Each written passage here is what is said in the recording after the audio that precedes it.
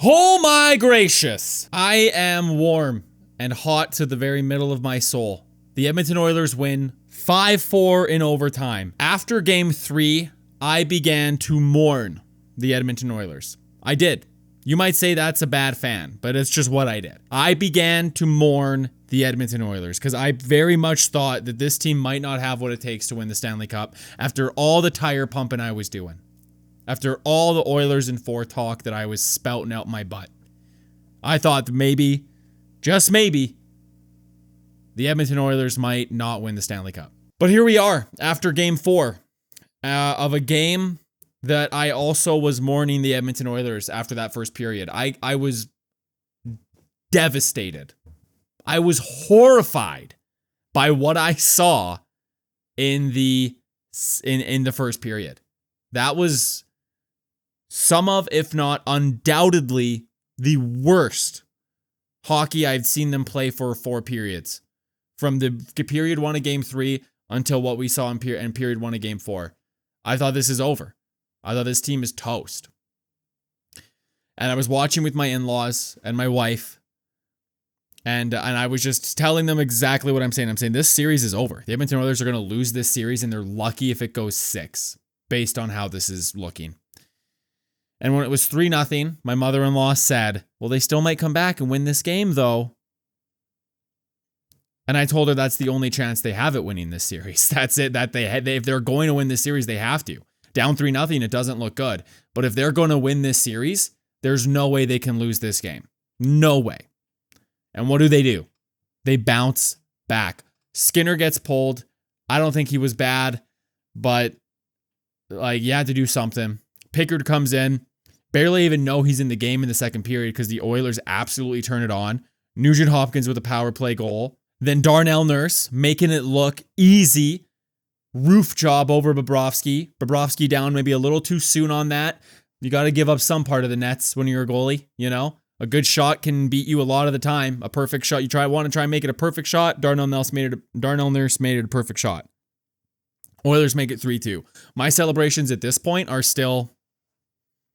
I go, okay, cool. That's fun. That's all right. We'll see what happens though, right? We'll see what happens. I'm not holding my breath. And then the third goal. Podkolzin. I'm glad he got one.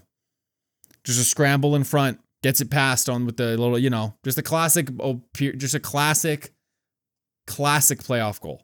And even then, I'm still like, no, I'm not letting myself believe. I'm not letting myself believe that this team is going to win this game after the horrible play that I saw unfold. And then Wallman with 6 minutes left in the third. Something like that. One-timer. Beats Bobrovsky. Glove side. Oilers up. 4-3. And I'm super excited, but I'm holding on to my expectations, and the clock starts to tick. And Bobrovsky gets pulled. There's a couple icings. Get down to a minute left. And then I go, okay, this is it. This is the story. This is the script. This is the team. They're going to win. No. My heart pulled from my chest yet again by this team. And Reinhart scores with just under 20 seconds left. Very similar to what we saw in game 2. Almost identical when you look at the outcomes as well. And hopefully that parallel continues because that means the Oilers are going to stomp the Panthers in game 5. Either way, game 6, the Stanley Cup's going to be in the building. A team is going to have a chance to win the Stanley Cup in Florida in game 6. Saturday night will decide that. And we're going to overtime. This series could be over in 5 games if this goes Florida's way. But the Oilers get a bit of puck luck in overtime. It was a great overtime. Both teams had some good chances.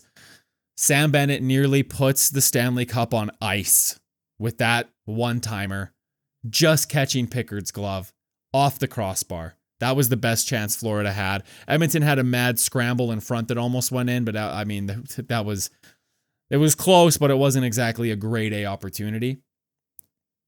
And then breaking the NHL record for most overtime goals in a single playoff, Leon Draisaitl with his 4th overtime goal, his 2nd already of the Stanley Cup final. And he has the hockey gods with him.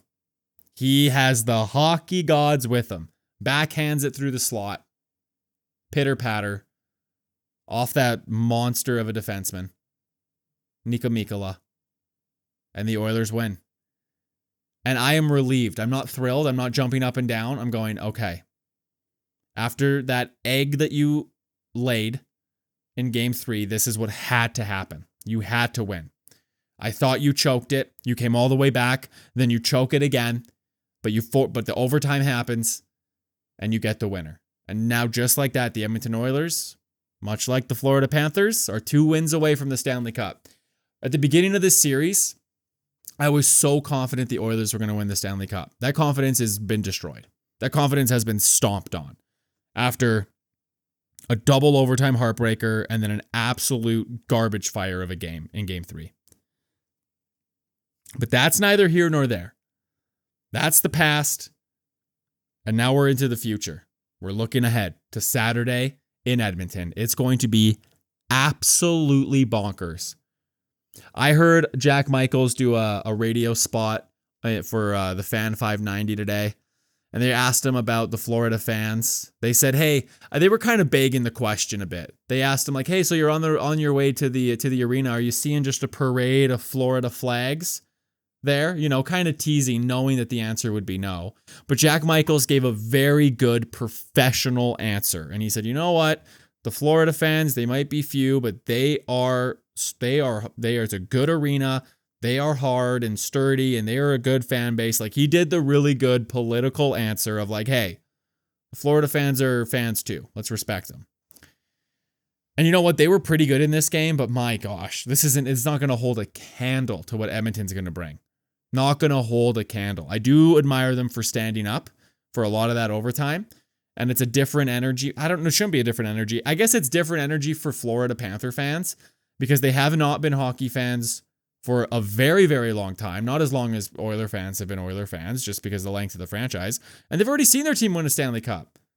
Like the Panthers players were saying in game 7 of the second round. This isn't a big game. Like, what are you talking about? This isn't a big game. Like, we've played in big games. The Panther fans have seen big games. And they're like, this isn't a big game. And for the Edmonton Oilers, last year in the Stanley Cup final, there was never a chance for the Oilers to win a game and be ahead in the series. That never happened. That never, ever happened. This Saturday, they're going to have a chance to win a game. And if they win that game, there will be 2 games left in the series. And if the Oilers win one of them, they will be Stanley Cup champions. I still am tempering my hope because I have to, because it got absolutely stomped. But all in all, like I heard Jack Michael say after the game, listening to 880 Chad, this might be the best Stanley Cup final in history. I think it would be very close to if it weren't for that Game 3 stinker. Game 3 was that was an atrocious hockey game across the board.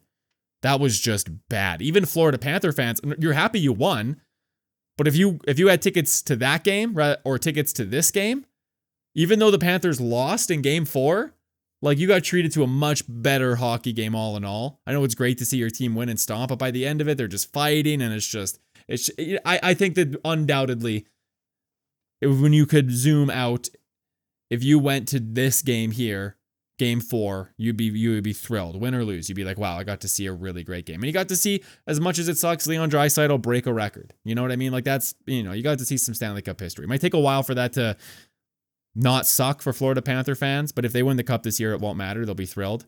And if they don't, it'll take a while, but still, you got to see some history. There was no history in Game 3. That was just disgusting.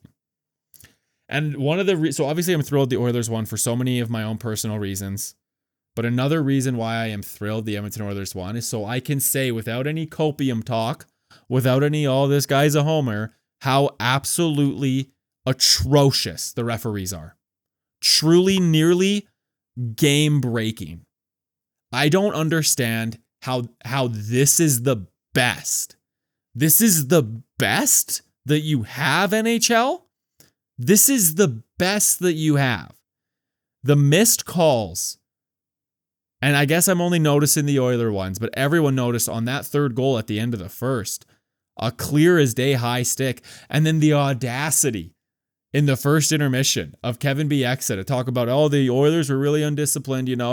You know, you're with the high, and they were, don't get me wrong, they were undisciplined. Those high sticks, you can't be flopping around your stick like that. That's what made it so frustrating. But Kevin BX is saying, like, you know, when a ref sees a stick hit the head, like, they got to make the call. They got to make the call. You know, they're forced to make the call. And I'm like, no, actually, the ref isn't forced to make the call if they see that, because there is literally I don't understand how they didn't see that. That's what I'm so confused about. This is the best that you have in NHL.